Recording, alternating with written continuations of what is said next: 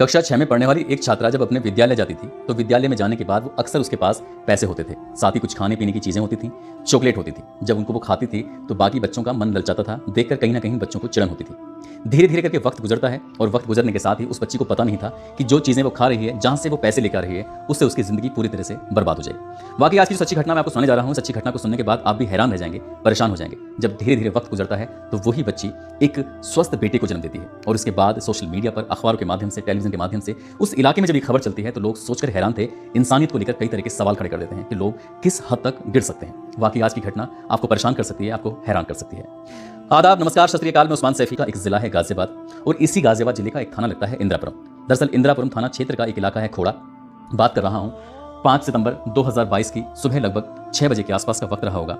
इस घर में 3 सदस्य रहते हैं, माँ और बाप, और उनकी एक बेटी है जिसकी उम्र लगभग 11 साल के आसपास है। बेटी उस दिन बहुत ज़्यादा परेशान थी, बहुत ज़्यादा रो रही थी। रोने की, अपनी परेशानी की, उसने अपनी समस्या जो थी उसको किसी को बताना नहीं चाह रही थी, लेकिन अकेले जब रो रही थी, अचानक ही माँ की आंख खुलती है और माँ ने देखा कि उनकी बेटी रो रही है। तभी अपनी बेटी इसको पुचकारते हुए पूछती है कि बेटा क्या हुआ, क्या परेशानी, क्यों रो रही है। तब उसकी बेटी ने कहा कि माँ मुझे पेट में बहुत तेज का दर्द हो रहा है। बेटी के रोने की, उसके दर्द की जब बात माँ सुनती है तो एक गोली लाकर देती है। गोली देने के बाद भी उसकी बेटी को आराम नहीं मिलता। घंटा या 1.5 घंटा फिर बीत जाता है। ठीक से जब दिन निकल आता है उसके बाद फिर वो माँ अपनी बेटी से पूछती है कि कुछ तकलीफ कम हुई कि नहीं हुई। तो कहती है माँ तकलीफ तो बढ़ रही है, कम नहीं हो रही है। तभी उसकी माँ और उस लड़की का पापा उस बेटी को लेकर सीधा हॉस्पिटल पहुंचते हैं। हॉस्पिटल में अपनी बेटी को दिखाते हैं और दिखाने के बाद जब डॉक्टर बाहर निकलता है, जो बातें डॉक्टर कहता है, उस डॉक्टर की बातों को सुनने के बाद उसकी माँ और बाप के पैर तले जमीन खिसक जाती है। दरअसल वो कहते हैं कि तुम्हारी बेटी 8 महीने की प्रेग्नेंट है, 8 महीने की गर्भवती हो चुकी है। कक्षा 6 में पढ़ने वाली एक लड़की जिसकी उम्र अभी 11 साल है, आखिरकार उनकी बेटी को किसने प्रेग्नेंट कर दिया है, यही सवाल का जवाब उनके माँ बाप जानना चाहते थे और डॉक्टर भी जानना चाहते थे। इससे पहले कि माँ बाप वहां तक पहुंच पाते, ये बात पुलिस तक भी पहुंच जाती है, क्योंकि हॉस्पिटल वालों ने पुलिस को इस घटना की तुरंत सूचना दे देते हैं। पुलिस भी मौके पर आती है। माँ बाप भी इस लड़की से बातचीत करने की कोशिश कर रहे थे, लेकिन लड़की बेइंतहा डरी हुई थी और डर रही थी, साथ ही वो कांप रही थी। उसे लग रहा था कि अगर मैंने ये बात किसी को बताई तो ऐसा ना हो कि उसके साथ कहीं कुछ गलत ना हो जाए, क्योंकि अभी तक उसको इसी तरह से डराया गया था, धमकाया गया था। तभी एक मनोचिकित्सक के माध्यम से उस बच्ची से बहुत प्यार से तरीके से पूछा जाता है, उसको ऐसा एहसास कराया जाता है कि तुम्हें कोई नुकसान नहीं पहुंचाएगा और ना ही तुम्हारे माँ बाप को कोई नुकसान पहुंचाएगा। जब लड़की को पूरी तरह से भरोसा हो जाता है तब वो लड़की जो बताती है उसको सुनने के बाद सबके सब परेशान थे। दरअसल जहां पर वो लड़की रहती थी उसके आखिरी माले यानी कि तीसरे वाले माले पर 2 सगे भाई रहते हैं। एक का नाम प्रदीप कुमार होता है, दूसरे का नाम कल्लू होता है। प्रदीप की उम्र 23 साल होती है और कल्लू की उम्र होती है लगभग 19 साल के आसपास। लड़की की माँ और लड़की के पापा दोनों नौकरी करने के लिए सुबह ही घर से निकलते थे, शाम को घर वापस आया करते थे। और एक दिन जो बड़ा भाई होता है जिसका नाम प्रदीप कुमार होता है, वो उस लड़की को कुछ ऐसी स्थिति में देख लेता है जो इस लड़की को शायद नहीं देखना चाहिए था। उसके बाद इसने इस लड़की को उसी के घर में ले जाकर उसके साथ जबरदस्ती करने लगा। और जब इस लड़की ने कुछ बोलने की, चीखने की, चिल्लाने की कोशिश की तो उसने वहीं पास में रखा हुआ रसोई में एक चाकू निकाल कर उस लड़की की तरफ दिखाया कि यदि तुमने शोर मचाने की कोशिश की, चीखने की कोशिश की तो तुम्हें भी मार दूंगा, तुम्हारी माँ और तुम्हारे बाप को भी मार दूंगा। लड़की ये बात सुनकर डर जाती है और पहली दफा यानी कि 15 जनवरी 2022 को उसके साथ ये हरकत होती है और वो लड़की शांत रहती है। जब लड़का इसके साथ गंदी हरकत करके यहाँ से निकलता है, जब रो रही थी तो उसको 100 रुपए देता है, कहता है कि रो मत, बाहर से चॉकलेट ले लेना या कोई टॉफी लेके खा लेना, परेशान होने की जरूरत नहीं है, सब ठीक हो जाएगा। उस लड़की को तसल्ली देता है क्योंकि उसको मालूम था, वो जानता था अच्छी तरह से उसकी माँ और उसके पापा शाम तक ही आएंगे और इसने इस घटना को जो अंजाम दिया था वो दोपहर का समय हो रहा था। इसके बाद पहली बार ऐसा सिलसिला शुरू होता है। उसके जो प्रमोद होता है उसने अपने सगे भाई को भी जाकर यही सब वाक्य बताया, कहा कि आज ऐसे हुआ है। अब इन दोनों भाइयों के बीच में कॉम्पिटिशन पैदा हो जाता है। जब भी मौका मिलता था दोनों भाई उस लड़की के साथ कभी बारी बारी से, कभी अलग अलग, कभी एक साथ, जब भी मौका मिलता था तब उसके साथ बलात्कार करते थे और ऐसे ही करके धीरे धीरे करके वक्त आगे बढ़ता चला जाता है।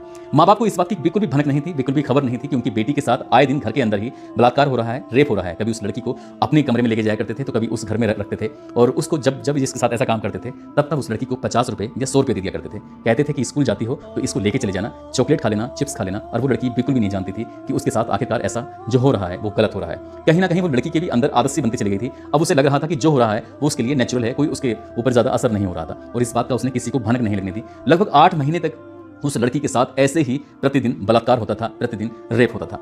बात का खुलासा होता है 5 सितंबर 2022 को। उसके बाद माँ बाप की तहरीर के आधार पर उन दोनों भाइयों के विरुद्ध गंभीर धाराओं में मुकदमा दर्ज कर लिया जाता है। पुलिस उन दोनों आरोपियों को हिरासत में लेती है और हिरासत में लेने के बाद उनको जेल भेज देती है। 8 महीने की प्रेग्नेंट होने की वजह से इन माँ बाप ने कोशिश की कि इस लड़की का गर्भपात करा दिया जाए। डॉक्टर से जब सलाह मशवरा लेते हैं तो डॉक्टर ने साफ इनकार कर दिया था, यदि इसका गर्भपात कराया गया, पहली बात तो कोर्ट अनुमति ही नहीं देगा, यदि हो गया तो इस लड़की की जान भी जा सकती थी, क्योंकि उस बेटी को बचाना माँ बाप के लिए बेहद जरूरी था। इसलिए उन्होंने इंतजार किया और इंतजार महज 1 महीने में पूरा हो जाता है। 5 अक्टूबर 2022 को वो लड़की जब उसको ज्यादा ही तकलीफ होती है, परेशानी हो रही थी, तब वो एक बार फिर से वो अपनी माँ से कहती है, माँ आज मुझे बहुत परेशानी, बहुत तकलीफ हो रही है। तब उसकी माँ कहती है, कोई बात नहीं, तुम्हारे पेट के अंदर एक पत्थर है जो काफी बड़ा रूप ले चुका है, जब तक ये पत्थर बाहर नहीं निकलेगा तब तक तुम्हें ऐसे ही तकलीफ, ऐसे ही परेशानी होती रहेगी और उसका वक्त आ चुका है, आज इस पत्थर को हम पूरी तरह से निकलवा कर ही आएंगे।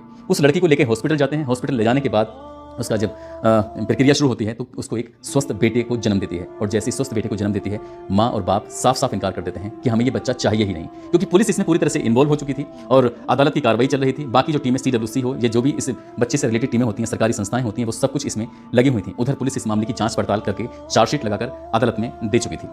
कुल मिलाकर वो एक बेटे को जन्म देती है और माँ बाप इस बच्चे को लेने के लिए साफ इनकार कर देते हैं, कहते हैं कि हमें ये बच्चा नहीं चाहिए। तब इस बच्चे को CWC यानी कि चाइल्ड वेलफेयर कमेटी गाजियाबाद अपने कब्जे में लेती है और उसके बाद केंद्रीय दत्तक संसाधन प्राधिकरण उसको ये बच्चा सौंप दिया जाता है। बच्चा पूरी तरह से स्वस्थ होता है और वक्त धीरे धीरे आगे गुजरने लगता है। उस बच्ची को हमेशा यही समझाया गया कि तुम्हारा पेट जो सामान्य से बड़ा हो रहा था, वो उसके तुम्हारे पेट के अंदर एक पथरी थी जो छोटा रूप थी, फिर वो बड़ा रूप ले लेती है, क्योंकि पथरी की वजह से अक्सर लोगों को पेट में दर्द होता है। उस बच्ची को यही समझाने की आज भी कोशिश की जा रही है। और जब इस घटनाक्रम को यानी कि जिस दिन की FIR हुई है उसके 105 दिन का समय बीत जाता है, यानी कि 23 जनवरी 2022 को जब अदालत इस मामले में फैसला सुनाती है, तो दोनों सगे भाइयों को, प्रदीप और दूसरा भाई कल्लू को, आजीवन कारावास के साथ साथ उन्हें 50-50 हज़ार रुपए के अर्थदंड की सजा सुनाती है। और जब यह खबर लोगों को पता चलती है कि दोनों सगे भाई एक छोटी सी बच्ची के साथ यानी कि 11 साल की जिस लड़की की उम्र होती है उसके साथ ऐसा घिनौना कृत्य कर रहे थे, तो वाकई लोगों को हैरानी हो रही थी, परेशानी हो रही थी। उस बच्चे के पैदा होने के बाद डॉक्टरों की टीम ने, पुलिस की टीम ने यह भी पता करने की कोशिश की कि ये बच्चा असल में है किसका, ये क्या इन्होंने सचमुच इसका रेप किया है या नहीं किया है। जब DNA सैंपल भेजा जाता है, DNA सैंपल से साफ क्लियर हो जाता है कि ये प्रदीप का बच्चा है जिसकी उम्र लगभग 23 साल के आसपास होती है। दोनों ही समझदार थे और समझदार होने के बाद भी उस बच्चे के साथ ऐसी घिनौनी हरकतें कर रहे थे। दोस्तों,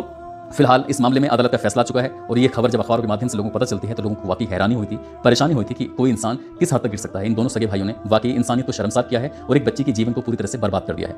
इस घटनाक्रम को सुनाने का उद्देश्य भी किसी को परेशान करना नहीं है, किसी का दिल दुखाना नहीं था, बल्कि आपको जागरूक करना था, आपको सचेत करना था। साथ ही आपको बताना है, आपको जताना है कि आप यदि हस्बैंड वाइफ दोनों ही नौकरी करते हैं, बच्चे आपके घर पे रहते हैं, तो आपकी जिम्मेदारी बनती है कि अपने बच्चों को कुछ समय जरूर दें। 8 महीने तक इन माँ बाप को इस बात का इल्म ही नहीं हुआ, परेशानी ही नहीं हुई कि उनकी बेटी के साथ लंबे समय तक गंदा घिनौना कृत्य हो रहा है। और ये माँ बाप पूरी तरह से अपने ही काम में इतने उलझे रहे कि सुबह को घर से जरूर निकलते थे, शाम को घर वापस जरूर आते थे, लेकिन वापस आने के बाद वो अपनी बच्ची को, अपनी बेटी को पास बिठाकर उससे दिन भर की बातें पूछ सकते थे, स्कूल की बातें पूछ सकते थे, उसे जानने की कोशिश कर सकते थे, उसका बैग चेक कर सकते थे कि उसके बैग में चॉकलेट, टॉफियाँ और बहुत सारे ऐसे सामान थे जो पैसे से आते हैं। तो ये अगर माँ बाप जरा से भी जागरूक होते तो शायद इस बच्चे के साथ ऐसी घिनौनी हरकत बिल्कुल भी नहीं होती। दोस्तों, अपना ख्याल रखें, सुरक्षित रहें। जय हिंद, जय भारत।